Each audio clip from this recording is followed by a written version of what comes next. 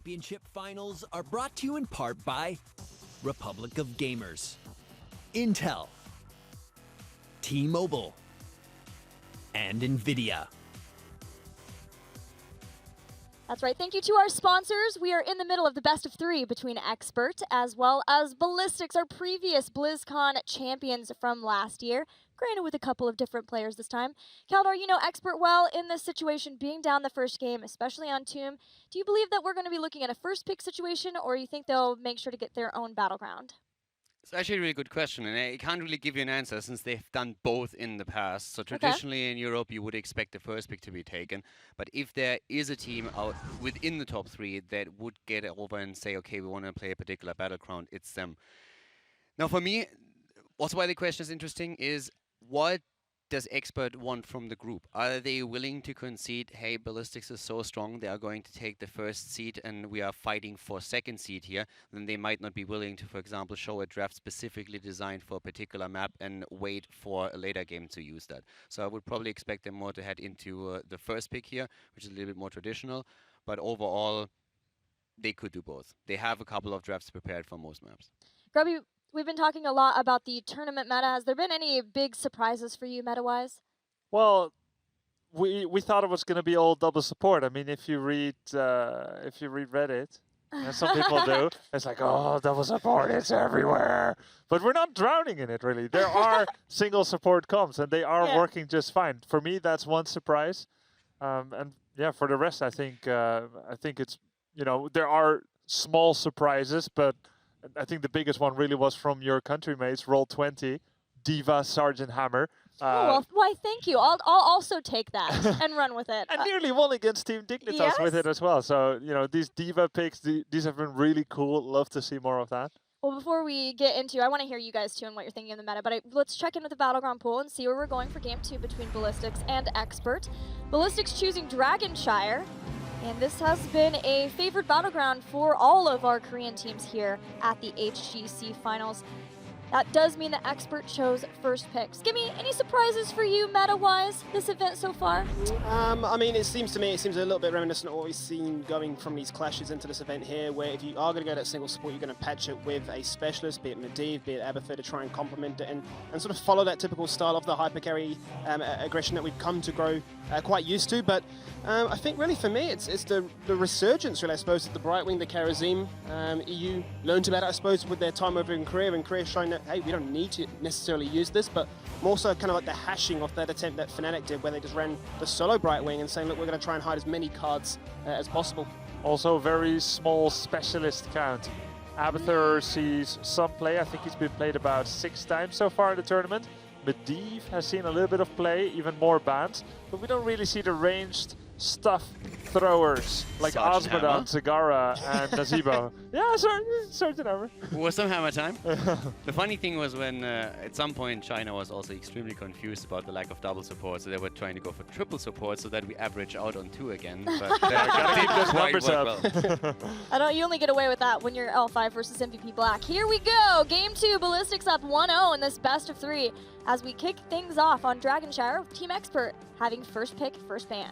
Now again, in theory, this should not take all too long. I mean, the only new information that Expert has to digest is the previous game.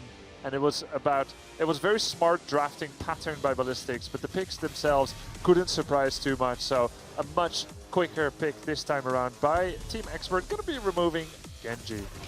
The thing for me really is that when you talk about the speed of picks and bans, I, in probably any great case, would agree with you. This is the one exception. ADRD has a mind of his own, games, and nobody really knows how it works. And so when you watch scrims with them, sometimes the bans and picks, it's just absolutely crazy what happens there. And you look at this like, was that a misclick? Because afterwards they oftentimes correct wrong picks and say like, yeah, we ran out of time, but we want to scrim this. And yeah, Expert is definitely a case of their own. So usually he has a very good grasp of what he wants to play, but I think it figures really also into this, how much do we really already want to show? Because for many people, this is the real group depth, so it's going to be really hard. All 4 teams with a bit of luck could make it out. That's true. I like the adaptation already by them to say, look, last draft it was pretty rough for us. We're going to go for the Tesla this time around. Let's see what Ballistix want to go for. Wouldn't be too surprised or wouldn't be too opposed, I suppose, really, if they just went for the Oriole as well as the Vala in this rotation, even just the Sonya to guarantee a strong solo laner. Yeah, I don't think Vala Ariel is like the best opening anymore, but if any team could do it, it would definitely be Ballistix with SCSC on Vala. For now, it's going to be Murden and Rhaegar. I like the Meridian pick a lot, especially since the control that we saw through Meridian on the last map was absolutely fantastic. I really loved the way that every play that Team Expert was trying to do was shut down by Meridian, so that was exceptional. We've been talking about how strong he is, and Ballistix showcases that from game to game, so I think this is a fantastic pick for them. Murden and Rhaegar have done great today. Just to combine the first 3 days plus today, Murden's win rate is 17 wins, 12 losses. That's a lot of picks and a pretty decent win rate. Rhaegar is 17 wins and 9 losses. Yeah. Definitely the top emerging picks of the tournament. It's really interesting to see Rhaegar be so high in win rate and pick rate, considering when his change came in, the redistribution of his healing numbers. Everyone was like, ah, Rhaegar's dead, there's no way, he's just a walking ancestral healing, and yet... it's almost like everyone has a knee-jerk reaction to any change. Change is bad, change is bad. But I feel as if people almost forget, you know, the reason you want to go for the Rhaegar, right? The kit just does everything. You've got the wave clear, you've got the sieging potential, you've got the potential to be a very strong four-man, rotations, even camp clear, right? So why would you not want to pick that Rhaegar? I feel the changes would have probably had a bigger impact on his pick rate if it wasn't for the double support. If we don't, like, we've seen a little bit less here, but overall, oftentimes you complement a healer with a second, get some utility in, and then you can play around it if you feel that Rhaegar doesn't offer as much as you really want here. But oftentimes teams these days also go in an ETC, take proc rock, try to get a little bit healing out of that, play with the Tyrael. And you know, actually coming back to your question earlier about meta, I expected Tyrael to be picked way more than he is picked. We have seen him, but not nearly as much as I expected from Korea and China. And Ballistix, in one of their matches against MVP Black recently, the one they lost 3-1, they went Tyrael 4 times in a row. They won the first one, but Black was going for a very funny triple support comp on Cursed Hollow in HGC Korea. And that was 4 times in a row Tyrael, so definitely Ballistix has the recent playing experience with it. They just don't see the situation yet, apparently. Well, for them, Ballistix, both of the warrior players can play, or both of the melee players can play him, so that does give them some flexibility with that too, but it does seem like Jungha is the better of the two when it comes to Tyrael, so maybe it is that if they're going to be sticking with more of a single warrior, double support style strategy, then that is what they want to do, is have Hooligan on a more comfortable hero. And there it is. Yeah, the priority for the Valariel isn't going to be in that first rotation, but I mean, like you say there, Grubby, if any team can do it, this would be them, and I mean, you give SCSC the resources and he'll single-handedly do what needs to be done. Very stable composition again by Ballistix, double support, utility from Rhaegar and Ariel, Vala, Murden. I mean, this just looks really solid. And this is something that we've seen Korean players do often against European players, not just in Heroes of the Storm, but StarCraft 2 as well. Play something that is just extremely well-rounded with the core belief that they will execute better. And right now, of course, we are just asking ourselves what's going to be the carry, the hyper carry here for Team Expert on the side of Nick. What is Benny going to choose on the front line? For Ballistix, as you said, Grubby, it's a very critical draft that we have here so far. And the double support Vala, we've seen that mid-season brawl. It has been dominant on this map in particular, especially when you looked at China. So now we could see that triple bot lane once again with a pressure play, trying to push through that. Expert, they have a lot of comfort picks already, with Sonya at the top going to be played by Zero. Then we have Cassia now in play. And we get our Tyrael, not on the side of Korea or China, but Europe at this point just says, you know what, Bad Benny, we're going to go straight in with the Tyrael, going to use that sanctification, engage with Sonya and Cassia, and try to bring the fight straight up to Ballistix. So Team Expert has one of those really cool mass protection comps, double support, Cassia with blinds, and a lot of armor when she moves, and Tyrael with shields and sanctification. It's the 4 protectors, and then you've got Sonya, who from level 16 onwards gets a lot of extra health and protection as well. A very survivable comp, but maybe not the ideal map for it on Dragonshire, as there is a lot of splitting to make the objective work for you. So this comp would do fantastic on Warhead Junction, for instance, where you group up a lot. Here, well, Team Expert will have to be creative and patient, as Tyrael pre-10 is a little bit less than a warrior. I'm just wondering the direction now that Ballistix go for this 5th and final pick for Jungha. I wonder if they're going to go for the Dahaka, make sure that they have the brush talk available to try and really solidify their dominance in that bottom lane, and that Nice is where call. they will go for. I mean, typically speaking, this is what we got used to, right, with the Valorial. You just absolutely dominate the bot lane, Cassia or not. You, on the side of Expert, now have to try and find value in the mid lane, in the top lane, and I mean, that can come from the sort of the Sonya, Brightwing polybomb, so to speak, that we've been discussing, right? If we're not going to win one lane, we need to at least try and find some value in a side lane or elsewhere. I feel like if both teams were rolling for an RPG character sheet, every time you see Ballistix spreading their points very evenly among all the different attributes and characteristics, whereas last game Expert was very much about poke and burst, and this time they're very much about protection. So a lot stronger statement of direction by Expert in both games, and with the Ballistix being a lot more standard and stable. Caldor, you said that there were a lot of comfort picks in the first few picks that we saw for Expert. Now adding in the Cassia Interior, what are your thoughts on that? I like the picks for them. I like the idea where they're going with this. Then again, I have to agree with Grubby that I would have expected it more so maybe on Cursed Hollow. Grubby mentioned Warhead, which is also a good map for it. So that's something that where they have to play around it. But I still like that they want to be aggressive here. And again, Ethereal excels on Sonya. ADRD has played a ton of Tassadar. Curson has single-handedly destroyed teams with his Brightwing play. So I like the way they're going with this. I still have to say that I see Ballistix just as the stronger team overall here, and they have shown it on map number 1. And I also like what they are doing. It's very clean, very standard, but with the execution level that we expect from a Korean team of that caliber, I would still give the edge to Ballistix here. Yeah, I mean, I just had to amplify that point even further, right? They've got their cookie cutter, as we've coined it, composition. They've shown the execution is there. It's just a matter of playing it now and saying, look, we're going to go for that 2-0. We don't really know the sort of mentality that Expert are going into this one. Are they looking to try and hide strats? Are they looking to say, look, we're probably going to verse, Ballistix later on into this one, so why not like try and hide what we need? We can just cruise through on second seed. A lot left to be questioned. Well, there are a lot of fans there for Expert, so let's see if with this protection style composition they can pull out a win and take us to game 3. Over to you, Caleris and Wolf. Seemed like it's the composition that we were hoping for in that transition from game number 1 to 2, getting themselves a longer team fight, looking to just be able to hold down. Yeah, I'm really happy with how Ballistix played this. I agree with what Grubby was saying, kind of putting 1 point into every attribute. I think the last pick, the reason why they held it so long was they were thinking, okay, they picked Tyrael. Will this tanks be good enough to stop our Malthael play? Do we still want to lock it in to dominate lane against Sonya? They decided to take the safer in terms of team fighting Dahaka, but it does give Sonya the opportunity to dominate that top lane. It definitely does. All right, we're going to be launching into this map in just a few moments' time here. Dragonshire to see if Team Expert can bring this back. But Ballistix, of course, going to put a lot in the hands of SC on that Valor as he's ever so strong on it. Yeah, it's going to be great to see what he can do. This time he's going to have more pressure on him as he is the solo DPS coming into this one versus last time he had Greymane to back him up. We had Junga flexing into that one with SDE on the Tassadar. It's going to be a little bit different this time as we head into Dragonshire. This is historically one of the better maps for Team Ballistix, aka L5 in HGC Korea, so they'll be spawning here on the blue side. And I was talking about compositions here. I feel like Team Expert countered a lot of the stuff that Ballistix was trying to do in the draft. They got the early Sonya pick. You and I were talking about that. Yeah. They got this double support that allows the more aggressive play from Cassia, as Caldor was kind of alluding to, and they have this safe fallback with the Tyrael. They have a lot more opportunities to fight directly instead of just kind of hiding and defending in the last set. I mean, when the draft was going on, we were discussing how, Expert might approach it. I was saying Sonya first pick would be good, but they alleviated a lot of the concerns I had by just taking the Tassadar themselves. Yeah.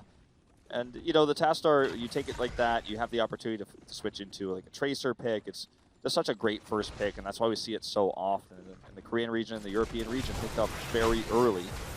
So this early game is just going to be a little trade in the mid lane, but we're going to see a very quick rotation of Sonya and Dahaka up. You can see them both racing to the top lane right now, and it's going to be a tough matchup for the Dahaka, obviously, but it can be one where you can outskill the Sonya. It's just very difficult. That's not Jungha's playstyle. He's more known for playing safe. So what sometimes you'll see Korean teams do is rotate up the secondary support, and right now you can see that's already scouted. Bad Benny knew that was the likelihood, so came up there as well. Yeah, it's definitely a good option here for Ballistix since they do have two such strong supports, and Athero is going to require Brightwing to come up here. He's actually going to launch himself forwards on towards Yongha. But Yongha should be fine. Athero just backs off for now and gets some heal up. This is actually a really cool matchup. We don't really get to see Athero versus Jungha all too often in a solo lane matchup like this, a Europe versus Korea. And Yeah. I feel like both the Europe versus Korea series we've seen so far in this tournament have been fantastic. Gonna see an early Unleash attempt here for Ballistix. Good zoning, but with Kirsten coming over now, I don't think this is going to be possible. However, are running over here. Squat is real in the top lane. They couldn't steal it there, and a very early Dragonite, 1 minute and 35 seconds into the game. Doesn't bode well just at the moment for Team Expert at all, as Bad Benny had a lot of faith in ADRD to initially get that interrupt as he'd thrown that Eldraine Smite forwards, but he didn't opt to send himself forwards because there was a lot of pressure on him there. Yeah, and you know, that's exactly right, because in the top lane where Sonya was putting the pressure onto Dahaka, he just had to live for long enough to hold it. They lost control of the bot lane when we saw that teleport from Curson up to the top there during that exchange in the top lane. So Ballistix is controlling the rotations there, and had we seen the commitment of Terry Lin, might have been a different situation, but since he didn't, you know, Dahaka was able to buy enough time there. I mean, there's always the potentially dies, right? And then that's not going to bode well at all. Never mind beforehand, but SC under some pressure, not too much at all though. He has SD there to help out. And against this caster, I think the Q build we're seeing from him here is very warranted for the single target damage. Thorough getting bullied up here in lane. Gerson's going to teleport up once more.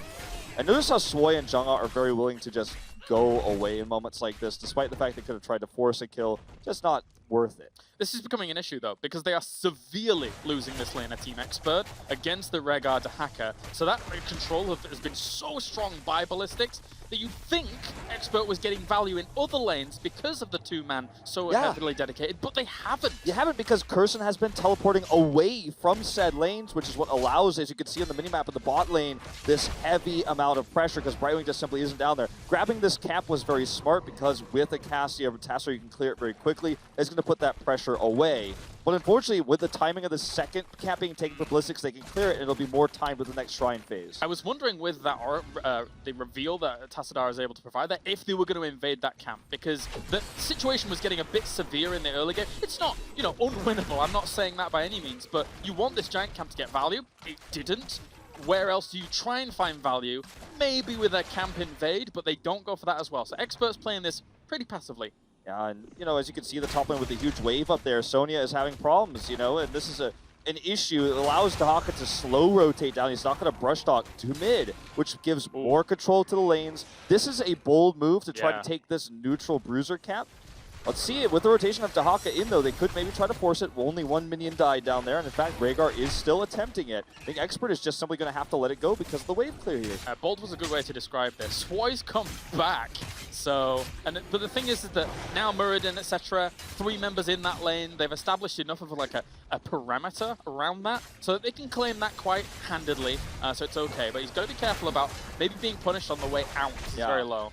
Indeed, and once that is revealed, I think Expert is going to try to collapse. He just instantly hearts. Smart move. Walking out could be dangerous if Expert then decided, no, we're actually going to push that 3-man hard to see where Rehgar's going. You're absolutely right. When we talk about winning lanes in this, in Heroes of the Storm, we don't mean it in the sense of you won this lane, the lane is over. It means that you have vision control, you have minion control of areas like this, so it's tough for Expert to stop things like this. Not like they weren't aware, it's just very difficult to go in there and stop, but it wasn't 100% awareness from them. Hooligan. Here he comes, gonna look for that lockdown, and it was a good one onto Brightwing. Not only the bolt, but also the tongue drag. Very nicely done. So this is going to shut down the potential unleash here for Expert. The Ballistix is just 1 level ahead with the structural damage. The single kill we're looking at here 5 minutes into the game. And the thing is that first blood came effortlessly for Ballistix. Just very well coordinated, and you know, Brightwing just had no way out of there. Swoi's going to look to grab this. They're going to have the squat, and with Brightwing being able to port in here, this needs to be taken ASAPly. They will. Had they not been able to, might have been able to see SC hold it for a moment. Kind of an odd situation in mid. You could see Muradin's on the opposite side of Bad Benny here, just trying to bait a rotation up, I think, but he might get punished for it here. Looks like he does understand he has the Dwarf Toss there and would have had Avatar if things got really dicey. Still the pressure against Sonya continues towards the top. Here comes an attempt maybe onto Dragon Knight in a few moments, but it will be a little bit difficult. The 2-2 at the moment will not subside in the mid. But Rehgar and Muradin are winning this out. It feels like, once again, the sustain game is going over in this early game, especially to Ballistix. Sonya's very low. Up there on the top lane, I believe, just barely escapes, but it's a close call up there. Kind of a trade going on as Daka will take control. Kirsten is going to rotate down. Looks like I misread that actually Sonya wasn't low. Oh, fake news, but Thuros, as he is in fact not low, is going to get collapsed upon here. Might be low in a second. He's low here now. Oh, there's the 10. They're going to keep pursuing you, and they will take him down there with that bite coming in, as well as Muradin getting the last hit. Very well done by Ballistix to punish that attempt rotation. So I wonder if, you know, we saw Brightwing not even lock in the Emerald Wind in that moment. I wonder if it would have been worth it to try to save him with, you know, the Emerald Wind. Right. Risky, might have died anyways, so I can respect Kirsten's choice here to let this go. We're still at small death timers. The problem being that this is almost certainly an unleash, right? Both channeling now to mid. SC casually walks over. ADRD can slow it, but they're taking a camp at the same time, so I don't think they can stop this. Yeah, it's going to be a little bit difficult, and it will go down. Next Dragon Knight in the favor here of Ballistix. Oddly, we have Force Wall coming in here as well for ADRD, so looking to dominate the battlefield in that way. It does work well with the Emerald Wind. You can isolate a lot of targets, and then Cassia and Sonya can go ham, as they say, on said targets. But with a player like SC whose positioning is so good, you're going to be hard-pressed to make that happen. Here's a potential Emerald Wind bomb coming through. Trying for it, and the damage dealers, meanwhile, though, where is Sonya coming in? Trying to put some pressure on against Hooligan. So low, does get healed up here. He's going to get taken down, though. Great collapse. We talked about good positioning, and that was certainly not it. Good punish here from Team Expert. SDE going to try to make this a trade. Not going to happen, but at the same time, the Dragon Knight is finding damage mid. And Valor's the main component. Valor is the foundation of Ballistic's strategy. If she dies, everything else from the bottom up does crumble. So that's a good pick-off for them. As you said, Ballistix was just kind of more focusing on the Dragon Knight actually doing something and anything else. So Expert caught Ballistix with their pants down, basically. Yeah, that was really well done. It does minimize what this Dragon Knight will be able to get done. Mid fort's down. The keep wall, I think, took minimal damage at best, so it's not like this is a big, lost to Cannon Tower only. Not like this is a play where Ballistix can threaten the keep or anything with their next Dragon Knight immediately, or walk down mid to punish it with heavy poke like they had on Tomb of the Spider Queen. It's a different comp, but we talked about SC's good positioning. I don't think he thought that Expert was going to react so well when he stepped over the boundaries there. Material Eldrune's mats away. All is fine. Noticeably, like a slightly different variation. It's not different to the normal Western meta, because Reciprocate's so very common. But the level 7 that we saw from the Korean teams, Chinese teams, to be able to have speed off of that Eldrarune's might is actually very potent, and I really like seeing it. So much so that when I get home, I'm going to be doing that instead of Reciprocate. I like it a lot. It gives you opportunities to, on this map especially, kind of delay Dragon Knights. You can chase down targets. You see a lot of late game on this map, and just gives you the ability to help slow those mounts, for example. This is a bit of a bait here by Ballistix. I don't think Kirsten is going to fall for it, though. I mean, when you're taking aggro from a fort like this, it feels too obvious. Kirsten knows their hero's missing at the moment. He realizes that that fort is gone at that point. There was no way he'd be able to defend it from the next wave and the Dahaka with the Brightwing alone. So I think as much as, you could stay there and try and clean things up, it's a lost cause. Just leave it. Try and find something else on the map. Exactly. They did try to find something else on the map. They tried to go for that invade on the blue side Siege Giants there. It didn't work out, but could have been an opportunity, whereas at the top he had nothing. SC, again, very aggressively positioned here. Benny going deep right now. Does have that Aldruins to escape, but he's so low. Has to sank, in fact. This is not the sank they wanted. Sanctity still low as Hooligan looking for a Stormbot potentially, and will try and go on Nick, and that is going to be Nick falling there on the Cassia. If he goes down as he's moving against auto attacks, it's a bad time for Team Expert. That was a bit of a choke move by Bad Benny to stay that long, and in that fight, perhaps a communication error as well. An Expert, maybe he thought that we were going to see a port into a Brightwing Emerald Wind to try to set up a fight there, but it just didn't happen. All right, Brightwing just going to leave here. Doesn't Bolt. think can hold this. Just got to go. No way you can really do much against Hooligan up in that top spot, especially if there's reinforcements with only 5v4 on the map. So we talked about how this Dragon Knight can go directly to that slightly damaged keep wall. It wasn't completely taken out, so Expert has some time. But opposite to last game, they don't have a lot of poke in terms of defense. They're going to have Cassie has very limited poke, and Brightwing and Tassadar. So this Dragon Knight, if they actually commit further mid, could get a key.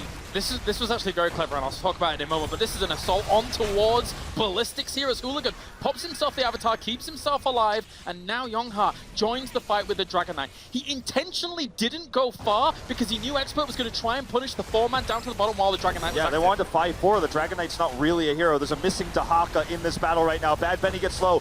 Good Emerald win here to help disengage. Zhenghe actually in a bit of an awkward spot here, just trying to kite back. Here comes the port. It's too late. Sank not up for 10. Zhenghe actually wants to go in and get a grab after this Dragon Knight is destroyed. Good dimensional shift here for ADRD.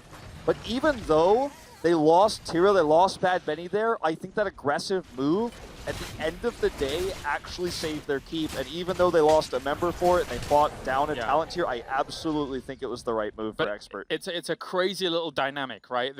They learned from their previous Dragon Knights, like, oh, we'll just go Dragon Knight mid. Oh, you're going to come around us 5 and like pick off one of our members, SCSC, the most important member. We're not going to go that far with the Dragon Knight. We're going to give you the opportunity if you want to fight, but there's going to be a Dragon Knight involved as well. Yeah, if you lose your Dragon Knight, if you lose your team down in bot, the Dragon Knight gets clear before you get a keep anyways. Your opponent catches up in experience. It's just not worth the risk there. Zhenghe's going to heavy invade onto Athero with that vulnerability there. Does have Burrow available, so Athero needs to be careful. Emerald Will's going to have to be used yet again defensively. Look what SC can do, though. So much damage. Very, very low at the moment. So is Athero in the midst of all things up towards the top. There goes Sanctification, helping him out at the moment. They capture themselves that hard camp while this fight is going on. Ancestral Heal lands, trying to look for Athero, but it looks like Brightwing to the top is in no man's land. Oh man, Ballistix cut this team in half. Down goes Curse, and Athero is going to get knocked away here by Detainment Strike. This camp's going to help take out this wall. They won't get much more than this, but it's going to push them closer to 20.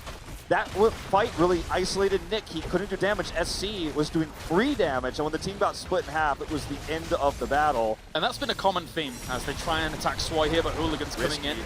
Yeah, very risky here. There's the counter pull. Sank is long on cooldown. Cassie goes down. Good Aegis. Will they get the kill? Oh, Rigard falls, and that is going to be Athero trying to get out of that front as he was spinning to win, but no, the drag from Dahaka. Very well done. Spin to lose in this case, but valiant effort there. But this is another wall down. This means Dahaka can pressure this if this game goes very late. But that's been a common theme. You mentioned, that they divided Team Expert in that fight, and the front line has allowed them to do that. And it not only allowed them to do it in this game so far, but it allowed them to do it in the last game as well, where they were able to just divide people against walls in between lanes and really kind of conquer small sections of Team Expert. And this is this kind of priority Ballistix is put on Hooligan's Muradin because it's really up to that big stun coming through. Dahaka comes in as well, uses his Dark Swarm to give the vulnerability there, so Team Expert's taking too much damage. Nick has to retreat, goes down, and maybe we'll have a replay of it later, but it's really brilliant what they're doing. When Expert gets aggressive, Ballistix knows how to respond after these force walls are going down.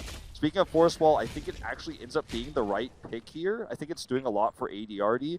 But you do kind of feel the lack of damage, especially when these splits come through from Muradin. And when you go into those choke points, it's very scary as someone like Athero, who wants to be near a lot of them, spinning and getting a lot of health, but there's Detainment Strike, there's Stompbolt, there's Drag, there's the Rain of Vengeance. Everything is halting Athero from progressing in this game. Oh, certainly. Well, this looks like this Dragon Knight has been pretty burned down from all that Tassadar Psy Storming. Get a little bit of damage under the keep, but the bigger story here is the poke on the side of Ballistix with SC's Vala and these Siege Knights. Here comes a port in. Zhenghe is going to get de-knighted once again. Good Holy Ground attempt. There's the Force Wall, but Hooligan easily has the sustain to get out, even if he didn't even need it, I should say there. But still, as it was last game, Expert keeps their keeps alive. And when keeps are still up, anything can happen in the late game. Bit of an uncommon talent from Dahaka coming in. Burrowing Claws at that 16, so gives the opportunity for Zhenghe to just be moving about whenever he's going to be burrowed. So it's going to be even easier for him to position himself in a good spot when the Holy Ground comes down, when the wall comes down from Tassadar. Exactly, I think that's exactly it. Seeing the commitment of Expert to terrain-changing talents here with that Force Wall. So he's going to go for it. Athero Angel is going to be the target here. Good Force Wall to keep everyone out. They're going to try to turn this onto Hooligan, but look at the damage coming through from SC. Even with this Hungering Arrow build, he's able to poke so much with his auto attacks. And this keep, they're just sieging it up. Here comes the stun, though. Athero is caught. They're going to try to turn it. Emerald Wind's still available here. Hooligan is going to get that heal. Oh, as well as Crystal Aegis as well, so they keep him alive. Sanctification goes down, trying to put more pressure onto a Hooligan. Dwarf tosses away from that position. They don't want to be taking this fight. SC takes a lot of damage from that Poison Spear, as well as that smash coming out from Sonya. All right, well, backing off, setting up for another minion wave. The goal here is the key. Not necessarily going to be core, but Expert needs to make sure that they don't let anyone die. There's just no way they can defend the keep. Back off here, because if anyone dies, you're done. The series is over. You're going to the elimination match. Play it safe. That's one thing I think Expert has been doing fantastically throughout this series.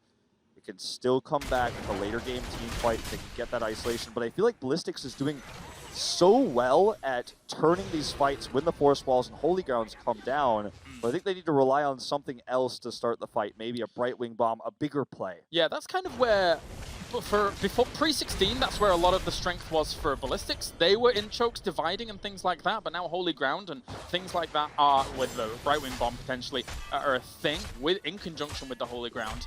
If Expert gets 20, they then start to thrive a little bit more in those chokes and positions, even though, you know, force wall's there, but Ballistix have done a great job negating. I definitely see what you're saying, and it's unfortunate that these moments you have things like Rewind, which are so frustrating to deal with. Even if you have these terrain things, Doc has burrow movement, you have Hooligan with those Rewind that's available. This is a pretty sloppy engage here for Expert. Thero's going to try to spin to win, as you call it here, to survive. Good spear here, but I don't like this. He gets caught and punished. SC gets the stun. Emerald Wind is way too late to save him. I think everybody might be dead in this movie because this looks like a push to core. That was an execution. There was nothing more than that. Team Expert, I guess they felt like they had to take the fight, but Ballistix absolutely powered through. With 2 members down here, Experts in a bad spot. Yeah, I mean, John could just walk back bot with a full health, 18-minute scaled Dragon Knight and start hitting the core. There's just nothing you can do. We've even got Siege Giants here to help clear this minion wave and start hitting the core. Nick, nice dodge there on the Storm Bolt. Don't think he'll be able to do much here. Trying to jump onto a very well-protected SC. Port comes through, safe Ancestral, and Caleris. This just looks like the beginning of the end. Yeah, absolutely. With that Dragon Knight marching on forwards as well here. Expert with trouble against Ballistix, but Ballistix has come to play here in the first series of the day. And if you judge mid-season brawl to this, L5 Ballistix, whatever you want to call them, is looking strong to start off day number 4. That's right. Core goes down. They will take the series 2-0. Will advance to face Super Perfect team in the winners match to find out who is getting out of this group in first seed. But as you say, Ballistix looks to be in form. Feels reminiscent of last BlizzCon when he did take the title. Good control of the macro, good drafting. I think all fingers point towards Hooligan's Burden as the MVP. SC is always going to be a good baller, but it's plays like what we saw from Hooligan and Jonga that allow him to do that safe damage. They basically looked like the Bulwark. They were so solid in all of their defense. Every time a team fight came in, every time a spear from Sonya was launched, they greeted it with open arms and said, not today. We're going to be able to deflect it super easy. But for now, we can head over to the analysis desk after game 2, a 2-0 for Ballistix. Thank you, guys. Ballistix came in and said, well, you may have seen some good stuff in groups A, B, and C, but the best was yet to come in Group D, eh, Skimmy? Absolutely. I mean, we've seen some fantastic games so far, but this is probably the most competitive group that we have, where all 4 teams are really able to actually try and take those first 2 spots to go towards BlizzCon. And, I mean, specifically Ballistix, nothing flashy, nothing fancy. It's just plain execution with what we've seen them do traditionally as a roster. I feel like we've been robbed a little, because this was supposed to be one of the anticipated matches that was going to be so close because Expert improved so much. They did look good, but Ballistix makes their opponents look almost chanceless, just like they've done in the tournaments that they've won. It just looked methodical, clean, and yeah, hopeless for the foes. Final thoughts, Caldor? I mean, when we're talking about Europe, there is still a gap between Dignitas, Fnatic, and Expert. And Ballistix, I feel, have shown what Tempest couldn't. There's the superior execution of builds. So they were clearly the better team here and deservedly take the victory.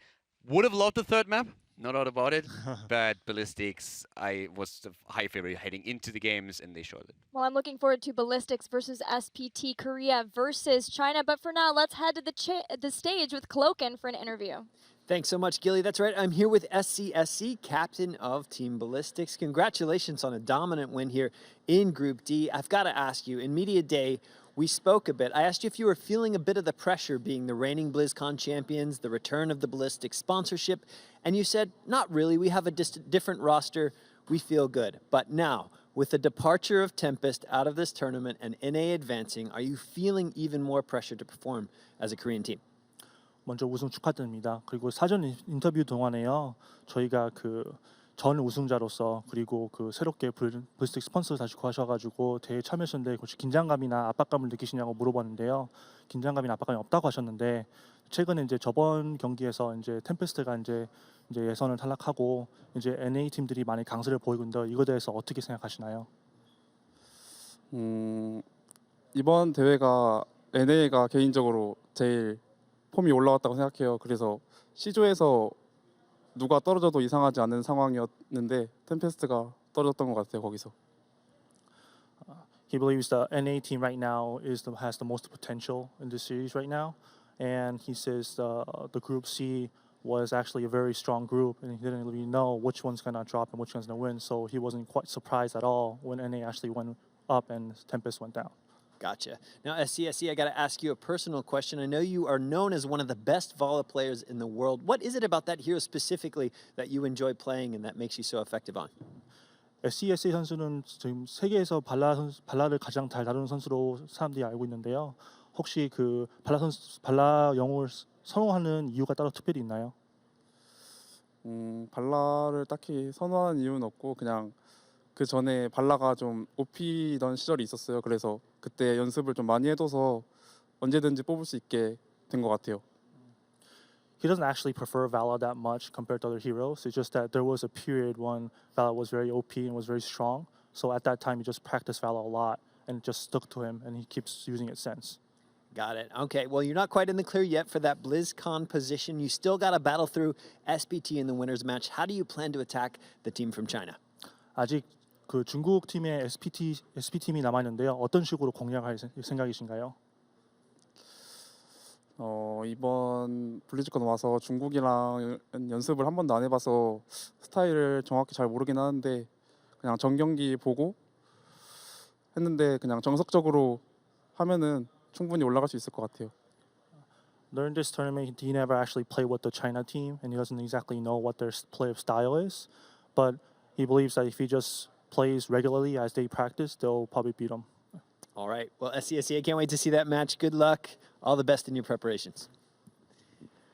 Okay, Ballistix advances to the winner's match. They will be taking on the team from China, SPT, after just a short break here from the Blizzard Arena here in Burbank, California.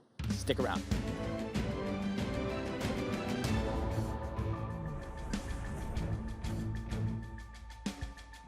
Down goes Vala. Good pick up here for Expert to start things off. Will they get more though? Slowing stands on Hooligan at the moment. There goes the Blessed Shield on for 3. Avatar has been popped here. They're still putting pressure on him. Actually interrupted on that Twilight Dream. Not too bad considering that will pretty much saves Hooligan. Good Divine as well here to keep him alive. ADRD though eventually should fall. We'll have some extra healing to try to heal Curson.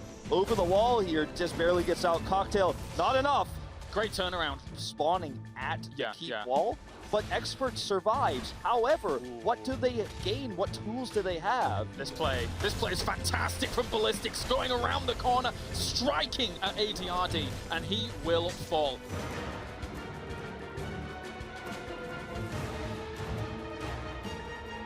That fight really isolated Nick. He couldn't do damage. SC was doing free damage, and when the team got split in half, it was the end of the battle. And that's been a common theme as they try and attack Swoy here, but Hooligan's coming in.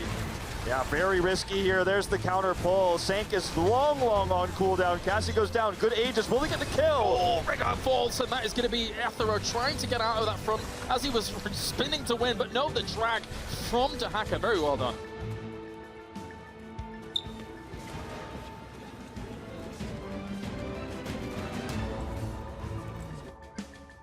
The 2017 Heroes Global Championship Finals are brought to you in part by Republic of Gamers, Intel, T-Mobile, and NVIDIA.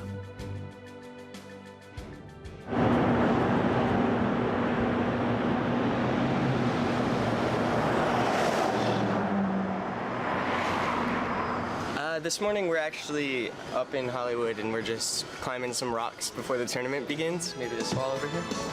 Rock climbing's been my passion for a couple of years outside of the game. It's a great way for me to unwind, de-stress, and that directly translates into the game. Starting at point A, the starting holds, to point B, the finish line, there's so many different strategies and things you can come up with to do it. If I send this, I'm going to win BlizzCon. I mean, if I don't send it, I'll still win BlizzCon. So, pretty busy day ahead of me, but needed to get some form of a workout in before. Woo! Woo! Yes! Yes! It's insane. I don't know what happened. Yesterday I started feeling some pain in my throat, and when I woke up this morning it was super bad. So I need to fix this now, because otherwise it's not going to be a good day tomorrow when we